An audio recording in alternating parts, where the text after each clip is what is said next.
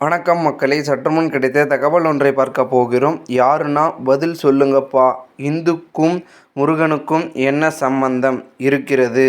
சிவன் முருகன் இந்துவா? சீமான் கேள்வி. திடீர் தகவல். இந்த ஒரு தகவலை பற்றி தான் நாம் பார்க்க போகிறோம். தகவலை பார்ப்பதற்கு முன்னதாக நீங்கள் நம்மளுடைய சேனலுக்கு புதிய பார்வையாளர்களாக இருந்தீர்கள் என்றால் மறக்காமல் நம்மளுடைய சேனலை சப்ஸ்கிரைப் செய்து வைத்துக் கொள்ளுங்கள் மக்களே.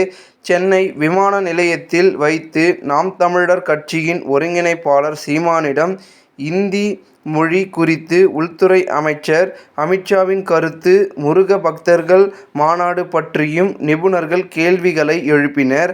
அப்பொழுது அவர்களுக்கு பதிலளிக்கையில் சீமான் குறிப்பிட்டுள்ளது, ஆங்கில மொழி குறித்து உள்துறை அமைச்சர் அமித்ஷா கூறிய கருத்துக்கு அவரின் கூட்டணியில் அதிமுக உள்ளதால் இபிஎஸ் எதிர்த்து கருத்து கூற முடியாது. ஆங்கிலத்தை புறந்தள்ள முயற்சிப்பது என்பது இந்தியை முன்னிலைப்படுத்துவதுதான் என்று தெரிவித்துள்ளார். அத்துடன் ஐரோப்பிய நாடுகளில் எந்த நாட்டிலும் ஆங்கிலம் இல்லை எனவும், பிரான்ஸ் என்றால் பிரெஞ்சு என அவரவர் மொழியில் இருப்பர். தொடர்புக்கு கூட ஆங்கிலத்தை பயன்படுத்த மாட்டார்கள். நாம் அதை தொடர்பு மொழியாக கெடுவாய்ப்பாய் இந்த ஆங்கிலம் மொழி தேவைப்படுகிறது என்று தெரிவித்துள்ளார். பாஜக அவரின் தாய்மொழியை கொண்டு வர வேண்டும் நிலைப்பதோடு முன்மொழியை ஏற்போம் என்றால் எம்மொழி எங்கே இருக்கிறது என்றும், மும்மொழியை ஏற்க முடியவில்லை, அதுதான் இங்கு பிரச்சனை என்றும் குறிப்பிட்டுள்ளார்.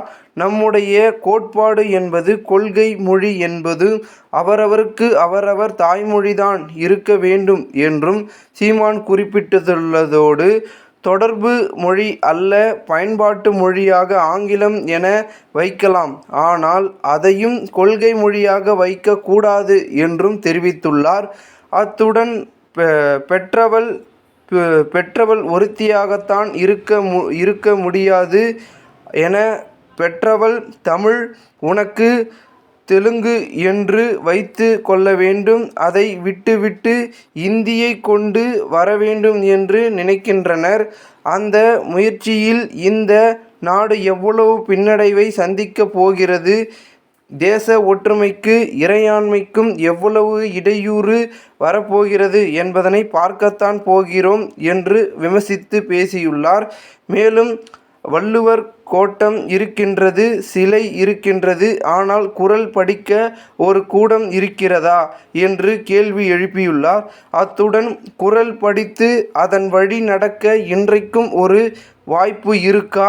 வள்ளுவர் தந்த வாழ்வியல் நெறிமுறை உலகத்தில் வேறு எங்காவது இருக்கா என்றும் அடுக்கடுக்காக கேள்வியை எழுப்பியுள்ளார். தமிழ் படிக்கவே வாய்ப்பில்லாத ஒரு சூழலை உருவாக்கிவிட்டு அரசு பள்ளியில்தான் இருந்தது, ஆனால் இப்பொழுது அதையும் ஆங்கில வழியாக மாற்றிவிட்டார்கள் என்றும் சுட்டிக்காட்டியுள்ளார். மேலும் நிபுணர்களிடம் மேலும் பதிலளிக்கையில், முதலில் இந்துக்கு முருகனுக்கும் என்ன சம்பந்தம் இருக்கிறது? முருகன் இந்துவா? நான் கேட்பதற்கு யாராவது பதில் சொல்லுங்கள். சிவன் இந்துவா? சிவன் முருகன் இந்துவா? யாராவது சொல்லுங்கள் என்று சரமாரியாக கேள்வி எழுப்பியுள்ளார். அத்துடன் அரசியலில் என்ன செய்வதென்று அவர்களுக்கு தெரியவில்லை. எனவே எங்களின் இறையை எடுத்து வள்ளுவனுக்கு காவியை போட்டு பார்த்தீர்கள், அது எடுபடவில்லை. இப்பொழுது வேலை தூக்கி பார்க்கிறீர்கள் என்று விமர்சித்துள்ளார். மேலும், இந்து மாநாடு போடுறீங்க, எத்தனை மாநாடு போட்டாலும் நீங்கள் எடப்பாடி பின்னாடிதான் போய் நிற்கணும்.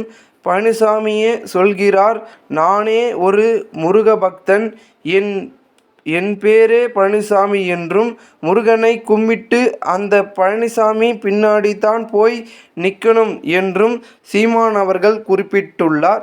இந்த ஒரு தகவல் தற்பொழுது அரசியல் வட்டாரங்களில் பேசும் பொருளாக இருக்கிறது.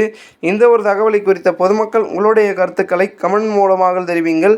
இதுபோன்று நீங்கள் அரசியல் சார்ந்த நிகழ்வுகளாம் தினசரி தெரிந்து கொள்ள நம்மளுடைய சேனலை சப்ஸ்கிரைப் செய்து வைத்துக் கொள்ளுங்கள் மக்களே.